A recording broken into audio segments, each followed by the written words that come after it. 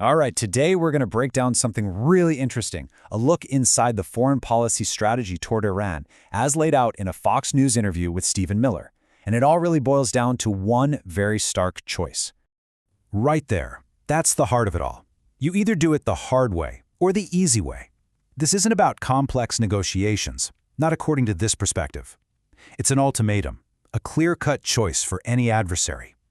So let's unpack how this whole philosophy is supposed to work in practice. Okay, here's our game plan. We'll start with what the Trump doctrine even means.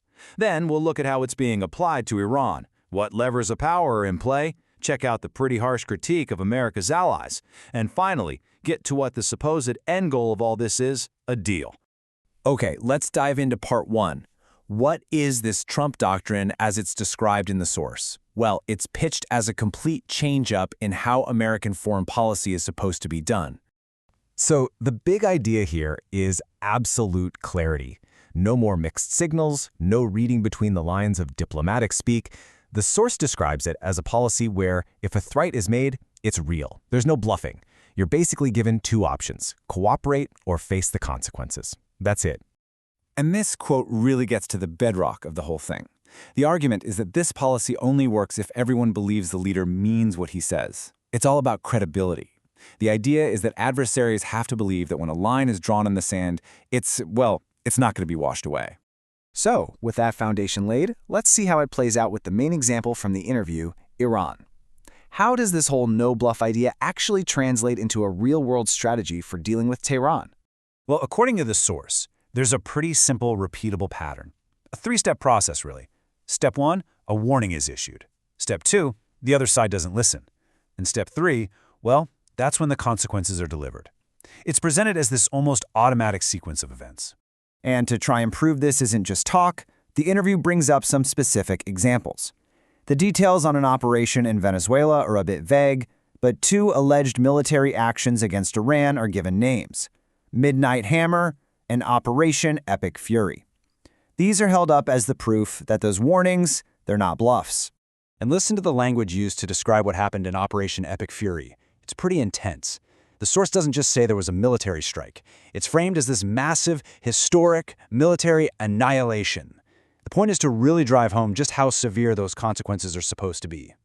So after these alleged military actions, the strategy, as described, pivots. The pressure doesn't stop, it just changes shape. The source says a naval blockade was put in place. So you're shifting from direct military force to squeezing them economically. And that brings us to the main tools of power in this doctrine. Which leads us right here, to the two big levers of power that, according to the interview, are being used to project influence across the globe.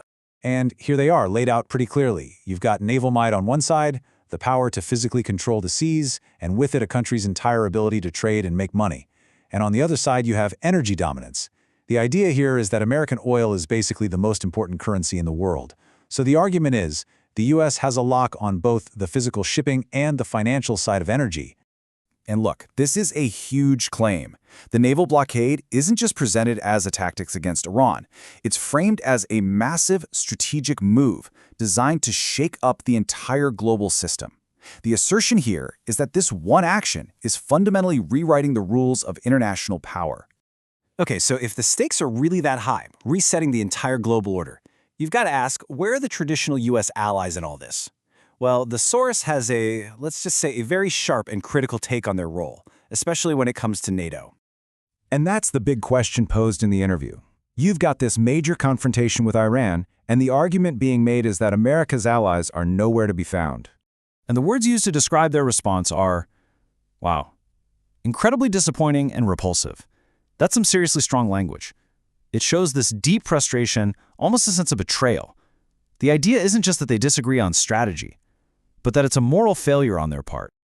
So the source lists out a few key grievances. First, the argument goes, a nuclear Iran is a direct threat to Europe, so why aren't they more involved? And second, there's this historical argument that European countries were able to build up their social welfare states, with long weekends and holidays, because the U.S. military was footing the bill for their defense for decades. And this line right here just sums it all up, doesn't it? The free ride is over, Sean. It's a signal that the old way of doing things in the alliance is done. It points to a new, more transactional relationship, where, from this point of view, the U.S. isn't going to provide that security shield without getting more commitment in return.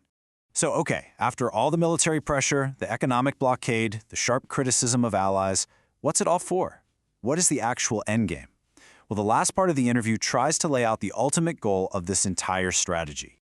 And, maybe a little surprisingly, the stated goal is peace. The source is very clear on this point. All of these aggressive tactics aren't the goal themselves. They're supposedly just the means to an end, to get to a stable, peaceful situation. But, and this is a huge but, that desire for peace has one absolutely ironclad condition attached. This is the non-negotiable red line. The source makes it crystal clear that any kind of peace is completely dependent on Iran never getting a nuclear weapon. Not now, not ever. That is priority number one. And that brings us full circle, right back to where we began. The two doors, the two paths. The entire strategy, as it's laid out, just boils down to this one fundamental choice for Iran. Path 1, come to the table and make a deal. Or, Path 2, face total economic and military pressure. And just to hammer home how serious that choice is, the source emphasizes that this economic pressure can last. The message is clear. The U.S. can keep this blockade going indefinitely. The idea is that time is on America's side, and they can wait as long as it takes to force that decision. So we're left with this central question, this paradox at the heart of the whole strategy. The doctrine laid out in this source is built on the idea that the only way to get to peace is through the credible threat of, well, annihilation. It's an extreme form of coercive diplomacy, and it leaves us with a really fundamental question to think about. Can you really build a lasting peace on the threat of overwhelming force?